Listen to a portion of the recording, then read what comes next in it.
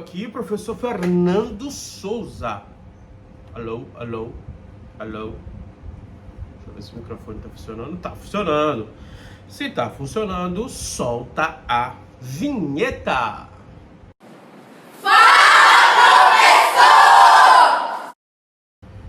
Pois é. Eu aqui, professor Fernando Souza, em mais um vídeo. Dessa vez explicando o assunto, não é só um vídeo revisão, serve como revisão também. Até porque explicar um conteúdo de história em poucos minutos é meio complicado. Beleza? O que é que a gente vai falar hoje? A gente vai falar hoje sobre as grandes navegações. Você viu a minha foto aí no início, de pirata? A foto da capa? Essa foto aqui, ó. Tem até esse vídeo aqui, ó.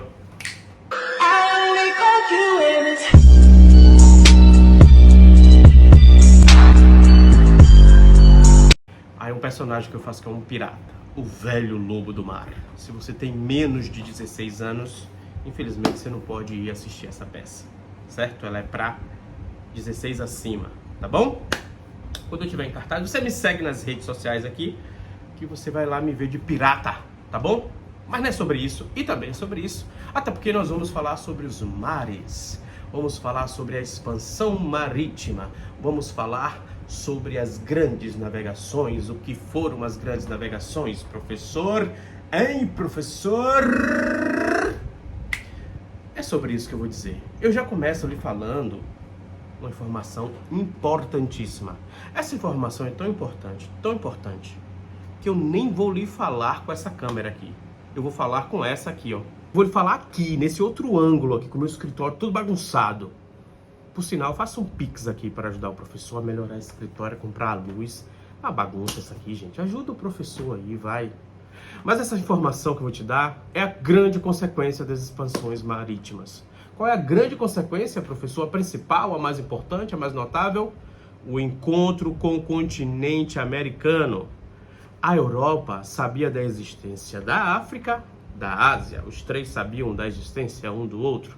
Mas ninguém sabia da existência, até que se prove o contrário, deste enorme pedaço de terra no qual você vive.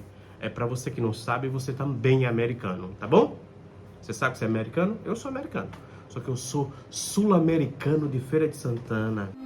Sul-americano de Feira de Santana, na visa americana, eu não acredito no Obama, revolucionário, Guevara. Nós somos americanos e esse continente foi descoberto nesse processo das grandes navegações. E por que a grande consequência, professor? Eu já estudei um pouco, que eu não sou tão tonto, e eu vi que o objetivo era chegar nas Índias e chegar lá e pegar as especiarias. Pois é, especiarias dava lucro, deu lucro, mas nada se compara ao que a América deu para a Europa. Nada. Mas isso é fruto de uma outra aula. Bora voltar para outra câmera, tá? Pois bem, essa informação era tão importante que eu precisava de um outro ângulo para dizer para você. Eu já começo o assunto falando sobre a grande consequência, que foi o encontro e não descoberta do continente americano. Mas isso é assunto para uma outra aula. As grandes navegações foram a tentativa europeia de chegar às Índias. Por que, professor, o senhor fala as Índias e não a Índia? Porque era um termo da época, a galera usava, aparece no Enem. E eu vou falar as Índias porque eu gosto de falar as Índias, pronto. Que coisa. Oxi. Galera, você que vem estudando sobre esse assunto, você que está aí no 7º ano, você que está aí no 1º ano do ensino médio, você sabe que a Europa começou a passar por transformações entre o século XIV e o século XV, sobretudo do XV para o XVI, quando surge ali os comerciantes e a burguesia. A burguesia vai surgir ali como uma classe que está surgindo naquele cenário, que o objetivo dela é enriquecer. Só que ela está ali num processo intermediário, né? Ela não é, a burguesia ela não é nem nobre e nem serva, né? Ela está ali naquele processo intermediário. E o que é que vai acontecer, prof? Vai acontecer que ela quer continuar comercializando, ela quer enriquecer. E nada melhor do que um rei para poder ajudar a burguesia. Um rei, professor? Por que um rei? Simples, o rei é uma pessoa que vai mandar em tudo em um país. E é por isso que aqui a gente pode falar também da centralização política de Portugal e de Espanha. Elas vão acontecer onde existe um casamento no caso da Espanha, da alta nobreza com o rei, e no caso de Portugal, da alta burguesia, parte da nobreza e o rei, para centralizar o poder nele. Por que isso era tão importante, professor?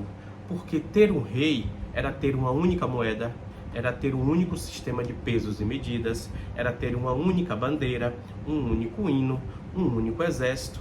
Antes do rei centralizando o poder, você tinha o quê? Você tinha os feudos, e cada feudo era autônomo.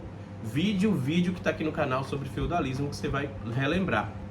E para o comerciante isso é um terror. Imagine se você é comerciante e cada cidade da Bahia existe uma moeda, cada cidade da Bahia existe uma forma de pesar e contar as coisas. Vai prejudicar demais o andamento do comércio. Pois é, então Portugal e Espanha vão centralizar o poder e isso vai ajudar a burguesia desses lugares. Por que eu estou falando de Portugal e Espanha, professor? Já que a Inglaterra também fez grandes navegações, a França fez grandes navegações, a Holanda fez grandes navegações. Porque a Espanha e Portugal vão sair na frente, sobretudo Portugal, que é considerado pioneiro. Mas antes de eu chegar nos motivos que fizeram Portugal pioneiro e por que ele se destacou, a gente precisa falar justamente disso. Essa mudança comercial, essa mudança social que vai possibilitar chegar às Índias. Chegar às Índias é chegar onde tem algo para ser vendido. Aí você, que sabe o mínimo de geografia, o professor, eles poderiam ir pelo mar Mediterrâneo, fazer aquele trechozinho ali de terra e tá tudo de boa. Galera, alguns até faziam isso. Transportava via terrestre, chegava ali até o Mediterrâneo e chegava na Europa. O grande problema disso é que a quantidade não era muito grande, porque a gente não tinha meios de transporte terrestres eficientes o suficiente para trazer grandes quantidades. Estradas, aliás, até hoje a gente não tem.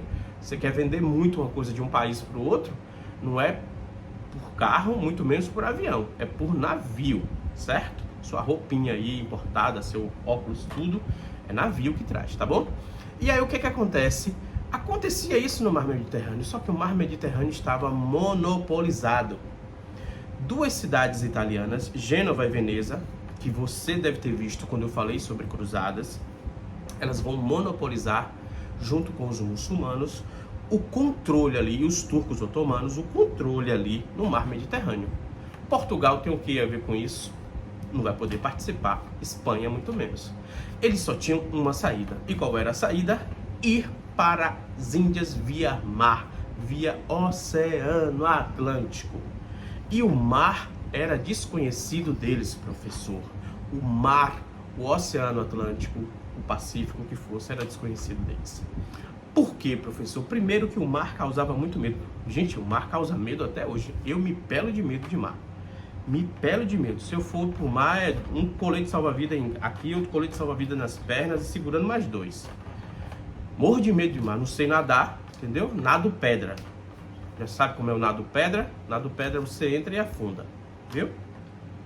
A galera tinha muito medo do mar e tinha desconhecimento. Principalmente por conta das histórias que eram faladas e por conta da teoria geocêntrica que era legitimada na época. Que teoria geocêntrica é essa, professor? Simples. A teoria geocêntrica é a teoria de que a Terra era o centro do universo, estava parada, o Sol girava em torno dela, ela ficava parada, ela era quadrada. E aquela linha do horizonte, quando a gente chega ali no mar, que a gente vê aquela linha certinha, que é chamada de horizonte, ali acreditava-se que era o fim do mar. Uma cachoeira acontecia ali. E ali, se você chegasse naquela borda, o navio ia cair, você ia morrer, ia parar lá, né, no inferno. Então a galera tinha medo. Tinha essa teoria, e o pior, galera, essa teoria é tão maluca, que acreditava-se que essa terra quadrada, ela ficava sustentada por dois grandes elefantes, que ficavam em cima de uma grande tartaruga com um casco muito forte, e ela sim estava nadando em alguma água ali, e por isso que a Terra ficava suspensa, e por isso que tinha essa cachoeira. Essa é a teoria. Olha que maluquice, olha que doideira. E em pleno 2024 tem gente que ainda diz que a Terra é plana, né? Mas não vamos falar sobre isso, até porque não vale a pena discutir muito sobre Terra plana, né? A gente só ri de quem acredita. Mas vamos voltar. Essa teoria causava medo. Fora isso, os monstros marinhos, os contos, Você já teve a oportunidade de ver uma baleia de perto? Eu já tive a oportunidade. E eu fui ver uma baleia, eu já tinha visto filme, eu já tinha visto foto, eu tinha noção de tamanho, proporção de uma baleia, mas quando eu fui ver, eu fiquei extremamente espantado. Um animal, eu vi a jubarte não é nem a maior baleia que a gente tem, certo? E é impressionante, tão impressionante que eu voltei para ver outras vezes. Eu fiquei impressionado. E quando eu vi, eu já era professor de história, eu fiquei pensando, caramba, eu com todas essas informações fiquei impressionado. Imagina quem estava vendo lá no século XV isso pela primeira vez. E achar realmente que era um monstro marinho que ia destruir o navio. E quando voltava para casa, você sabe, né? Quem volta que conta, quem conta um conto aumenta um ponto. Então as histórias sobre isso, redemoinhos, tempestades, com certeza, tempestade alto mar, pode projetar ondas de 30 metros, galera. Sabe o que é uma onda de 30 metros? Então, realmente, a galera tinha medo do mar, mas era a única salvação. Ó, professor, se a galera tinha medo, como é que eles foram? Eles foram, obviamente, financiados, pagos, não era de graça. Daí, mais um motivo para o rei e a burguesia estarem juntinhos, porque o rei não ia gastar o dinheiro dele sozinho para financiar isso. E também, pelo outro motivo, a gente tem um motivo econômico, que é encontrar caminhos para as Índias, encontrar as especiarias, né, para ganhar dinheiro, mas a gente vai ter um motivo ideológico. O motivo ideológico é aquele motivo que você coloca na frente como um estandarte para ser bonito e etc e tal, que era a expansão da fé cristã católica. Era muito comum ter um padre nas embarcações, nas caravelas, e uma cruz, né? Por isso que você que já estudou o descobrimento, o encontro, a conquista do Brasil, a primeira coisa que os caras fazem quando chegam lá em Porto Seguro é fazer o quê? Uma missa e colocar uma cruz católica. Então, ter esse motivo ideológico, que é a expansão da fé cristã católica, meio que dava uma força para os marujos, dava uma coragem para eles, já que a igreja tinha tanto poder, era tão respeitada e todo mundo seguia, certo? Mas qual é o mais importante, professor? O econômico, certo? A galera estava indo pelo econômico. O ideológico, o religioso é só bonitinho. O que fazia a galera aí mesmo era o econômico. E foram diversas viagens até a galera conseguir aos poucos contornar o continente africano para chegar às Índias. Ô professor, então o senhor já está querendo me dizer aí que chegar ao Brasil foi uma barberagem? Não só chegar ao Brasil foi uma barberagem, como encontrar o continente americano. O cara responsável por isso é o famoso Cristóvão Colombo. Cristóvão Colombo, ele não era um espanhol, ele era um genovês, isso, da cidade de Gênova. Estudou na escola de Sagres, que era em Portugal, mas estava prestando serviço à coroa espanhola. E ele já era adepto, já escutava uma teoria de que a Terra era esférica. Essa teoria você vai ver em um outro vídeo aqui sobre o renascimento cultural. Ela vai aparecer, ela surgiu lá na Grécia, mas ela vai aparecer de forma mais contundente a partir do Renascimento, quando Galileu Galilei começa a trazer estudos de que a Terra era esférica, ela girava em torno dela, que daria um dia, o movimento de rotação, e girava em torno do Sol, que o movimento de translação. Pô, tô bom em geografia, hein? Chupa, Clecinho, tô bom em geografia. Que daria um ano essa volta em torno do Sol. E o Sol, sim, era o centro do universo, estava parado e os planetas girando em torno dele, certo? Esse cara, esse Colombo, ele acreditava nisso, então ele fez o seguinte: se a Terra é esférica, eu vou pegar aqui para a direita, que eu vou dar uma volta e vou chegar lá nas Índias. O pensamento dele não foi nem errado, de certa forma, dando essa volta você vai chegar na Ásia. O problema é que ninguém sabia desse pedaço enorme de terra chamado América no caminho. E é por isso que ele é considerado o primeiro europeu a chegar na América. E é por isso que a gente chama índio, de forma errada, de índio. Porque ele achou que tinha chegado nas Índias e começou a chamar o povo que ele encontrou de índio. Professor, qual é o termo correto? Indígena, nativo, meso-índio ou ameríndio, né? Ainda é aceito. Mas o termo correto é indígena, né? É o nativo americano, certo? E ele vai chegar ali na região do Caribe. Então o que ele fez, professor, foi uma barberagem Cabral, barberagem. Professor, eu vi no TikTok que o Cabral fez isso de propósito, professor. Ele sabia que tinha um Brasil, então ele desviou porque ele quis. Balela, não acredito nisso. Alguns estudos, mas não tem nada comprovado de que ele sabia que ia encontrar uma terra se ele desviasse. Por que isso, professor? Galera, estar no mar não era seguro. E estar no mar era caro.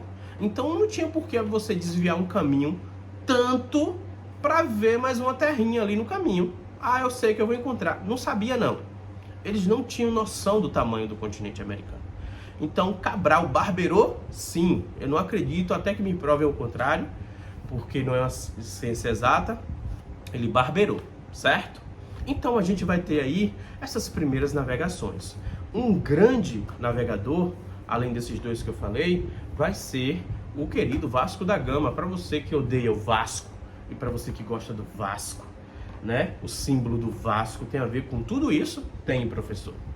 Até porque os times do Rio de Janeiro, para você que não sabe, eles surgiram primeiro na água, viu? Remo. Por isso que é Clube de Regatas Flamengo, né? E o Vasco da Gama também e outros, tá bom? Antônios e Antônias. Tá bom? Sem discussão sobre futebol na minha aula. Entenderam, né? Faça Pix. Pix você pode fazer à vontade, viu? Faz Pix aí pra mim. Galera, e aí o que acontece, prof? Acontece que esses vão se destacar. Por quê? Porque eles vão estudar na principal escola de navegação desse momento, que é a famosa Escola de Sagres. E aí já é mais um ponto para a gente entender o pioneirismo português. Que nome estranho, professor. Não é estranho não, só quer dizer o primeiro. Portugal foi o primeiro a se destacar, a se aventurar nas grandes navegações, a obter êxito justamente por conta de alguns motivos. Um motivo é essa Escola de Sagres. Os caras literalmente aprendiam com essa escola a navegar. Você precisa aprender a navegar. Hoje eu acho dificílimo com toda a tecnologia. E imagine naquela época vocês... Não, gente, pra mim é um negócio surreal. Eu só vejo água e azul. Água e azul. O povo sabia navegar usando alguns objetos, como bússola, como estróbico, como manusear direito a corrente do vento, com as caravelas, né, com os panos, manusear corretamente um barco. Eles aprendiam tudo ali, olhar corretamente, interpretar mapas, tudo isso. Esse foi um ponto, a Escola de Sagres. Outro ponto, Portugal foi o primeiro país europeu a ter um poder centralizado na figura de um rei, da maneira que a gente concebe, da maneira que a gente entende os países modernos, da Idade Moderna, certo? Isso ajudou, desculpa, gente. Isso ajudou. Um outro ponto importante é a posição geográfica de Portugal. Já perceberam no mapa aqui, no mapa da Europa, Portugal está na ponta. Se ele está na ponta, naturalmente ele já está na frente dos outros. Se a ideia é chegar nas Índias, correr para chegar nas Índias, era uma grande corrida, ele naturalmente já estava na ponta, certo? Inclusive existe a pontinha de Portugal lá, quando você for visitar Portugal, que é a pontinha mais próxima entre a Europa e o Brasil. Aí você pode chegar lá, ficar em uma pedra e dar um grito, né? Para ver se alguém aqui no Brasil escuta. E filme para eu ver. Vai ser interessante assistir você fazendo isso lá. Tá bom? Então a gente tem aí a posição geográfica como mais um fator preponderante para esse pioneirismo português, além da aliança da burguesia com o rei. Então todos esses fatores contribuíram para que Portugal fosse vamos dizer assim, o escolhido, fosse o primeiro a ter grandes sucessos, e logo em seguida a Espanha também nas grandes navegações. E o mundo nesse momento vai pertencer literalmente à Espanha e Portugal. Por quê? Porque elas vão dominar esse processo inicial de colonização, de chegada às Índias, e vão se tornar duas potências mercantis. O mercantilismo, que é o novo sistema econômico que está começando a surgir, ele vai ter algumas características, e essas características vão ser muito bem enquadradas, muito bem manuseadas por Portugal, por Espanha, que vão se destacar bastante. a ponto de o continente americano, que tinha sido encontrado, a gente tem que tirar a ideia, galera, do termo descoberto, tá? Porque parece que era uma parada que não tinha ninguém, que não tinha civilizações, e oh meu Deus, a gente descobriu, que bom que a gente descobriu. Para a visão deles até pode ser um termo entendível, mas para a gente não, porque é um processo não de descoberta, é um processo de conquista. Eles conquistaram aqui e foi na base de violência, inclusive. Vários tipos, a gente vai falar disso em um outro vídeo. Você pode procurar aqui. Aliás, acho que já tem aqui no canal, você pode procurar. Mas no máximo a gente pode usar o termo encontro. Encontraram um continente. Mas descobrir é um pouco demais, certo? Então, como eles encontraram esse continente americano, na parte de cima, lá na região do Caribe, foi a Espanha, e cá embaixo, no Brasil, na América do Sul, foi Portugal. Chegou um momento que houve um atrito entre eles. Não, aquela terra é minha, aquela terra é minha. Só para você saber que eles não tinham noção do tamanho, eles achavam que estava ali, né, nesse jogo de é meu, é seu, é seu. E vai surgir alguns tratados para poder determinar o pedaço de Portugal e o pedaço da Espanha, né? Eles vão ficar em esse atrito durante um bom tempo com alguns tratados que não vão dar certo. O tratado que vai dar certo vai ser o famoso Tratado de Tordesilhas, onde vai se medir a partir de uma ilha 300 léguas a leste, que vai pertencer a Portugal, que mais ou menos corta ao meio do Brasil, e o restante da Espanha. Quem vai ajudar nesse processo é a própria Igreja Católica, né? O Papa, ele tinha tanto poder, tanta influência, sobretudo com esses países católicos, que é ele que vai chegar lá e vai dizer, ó, é isso aqui que vai acontecer e vocês vão obedecer. E eles obedecem. Aí você pergunta logo ao prof, mas se a fronteira, a linha passava mais ou menos no meio do Brasil, por que o Brasil ficou maior? Aí é papo para outra aula, tá bom? Aí é fruto mais do bandeirismo, né? Das incursões dentro do Brasil, que foi crescendo os limites do Brasil. É papo para outra aula. Tá bom? Tá certo? Então você que assistiu até aqui, curte esse vídeo, não custa nada. Você teve de graça aqui um conhecimento. Compartilha, se inscreve, divulga pro povo aí. Faz o seguinte, cola esse link aqui desse vídeo, coloca no seu Instagram. Divulga, faz alguma coisa de boa na tua vida, rapaz. Ora, pois, agora português. Só fala português, professor de Portugal, ora pá. Maria, Maria. Vem aqui, Maria. Não tem nenhuma Maria aqui, que moro só. Tem ali minha cachorra. Tá dormindo, por isso que eu não vim aqui mostrar a vocês. Ela tá deitada. E Lili passou por aqui, mas já foi embora. Tá bom? Curte, compartilha e a gente se vê numa próxima. Esse vídeo ficou grande porque é um vídeo explicativo, não é só uma revisão, tá bom? Espero que ele ajude aí a compreender as grandes navegações e a centralização política lá em Espanha e Portugal. Fui e fui.